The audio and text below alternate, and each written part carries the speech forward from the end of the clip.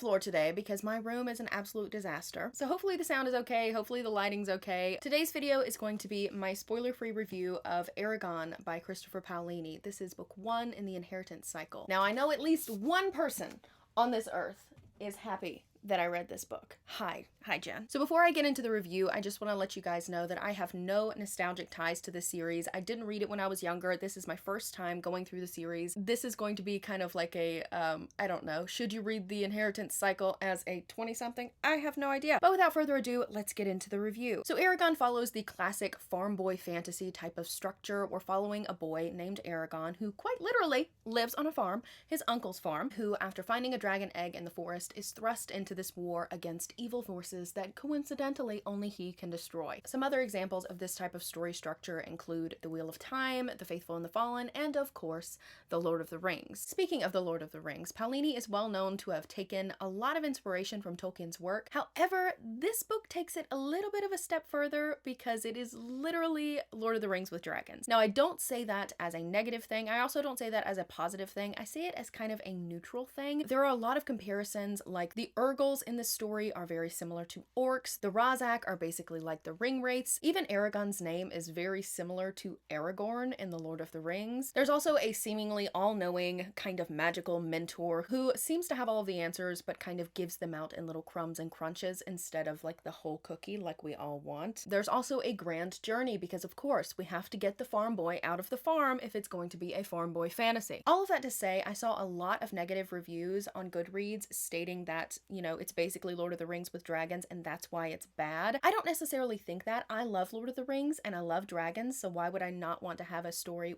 that was Lord of the Rings with dragons? I also really like the farm boy fantasy story structure. It's one of my favorite types of tropes to read. I'm reading The Faithful and the Fallen right now and absolutely loving it. The main issue that I was running into in this book was the writing style, and within this, the kind of point of view. This book is written in third-person limited point of view, and I have discovered through reading this book that that only works for me personally as a reader if there are multiple point of views that we're following, like different point of view chapters. So within this story, I was kind of getting really bogged down in Eragon's situation, and I was wanting to know more about the world at large. I also felt like this POV choice really made it difficult for me to connect with the characters early on in the book, and it took a little bit of time for me to actually care about Eragon and his journey with Saphira the dragon. I also felt like the writing was a bit juvenile at times, which I can definitely forgive because Paolini was 15 when he wrote this book, but a lot of the times it felt like he was just sitting there with a thesaurus just waiting to drop those gigantic words that don't really go well with the rest of the narrative in general. Speaking of the narrative, this is also a very narrative heavy story, and I don't tend to connect to those as well as I do with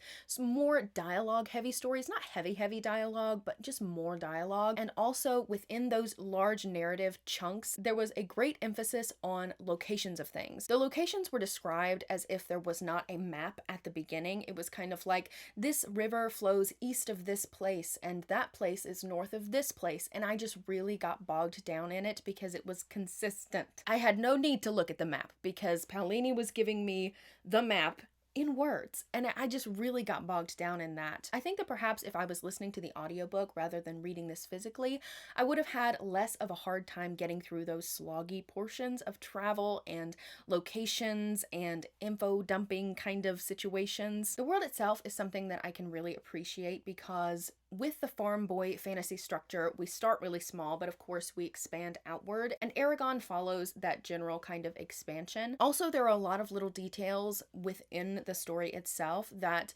again, I got a little bit bogged down in, but I think that with the audiobook, that would have not been the case. The magic system of this world is really interesting because it's based on the ancient language of the world, and when you speak this ancient language, you are pretty much speaking to the bits and pieces of the world around you and kind of willing it to do your bidding. I really liked that. I also really liked that this magic system has a definite cost. If you were to perform something with magic, it would take the same amount of energy from your body as if you were doing it any other way, and I really liked that aspect. I love when magic has a cost. So within this, if Eragon or anybody else were to use too much magic, they would pretty much burn themselves out and die, which is great. right? Eragon himself as a character was really interesting because I've seen a lot of people say that he's really whiny, really annoying, and I get that, but I also think that his personality is really true to a 15-year-old boy. I feel like a lot of times when I read books that center around younger people, they tend to feel a little bit aged up, and that is not the case in this. So if you are not wanting to read from the perspective of a 15-year-old boy,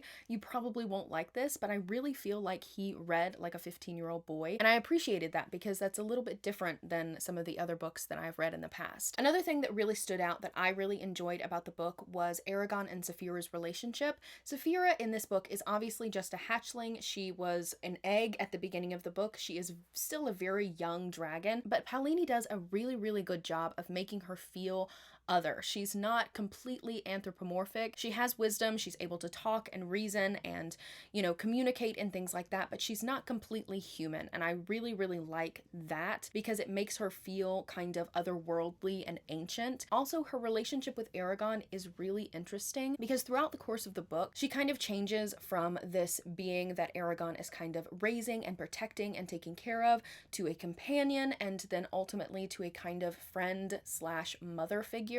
She's kind of like a weird ancient mother hen, if that makes sense. I really liked their dynamic in that way because Eragon can be a bit hot-headed and impulsive when he's making his decisions, and Saphira is very sassy and she chastises him and she's not afraid to tell him when he's wrong or when he's not making the best decisions. Overall, I ended up enjoying my time with it. It took me a little bit to get into the writing style. I mean, does it feel like a 15-year-old's fantasy at certain parts? Of course it does, because it pretty much is. I also think that there's a lot of room for improvement, but I'm seeing the potential as the series goes on. But it's also filled with so much childlike wonder and imagination that you kind of have to just take a step back from all of your criticisms about little nitpicky things and just appreciate it for what it is, and that is a good time. It was also surprisingly dark at times. There were some scenes where I kind of just had to, you know, pause and reread certain portions, like, did we just go there? Oh, yeah, we did. We did just go there. And I was very surprised that those kinds of scenes were included because some of them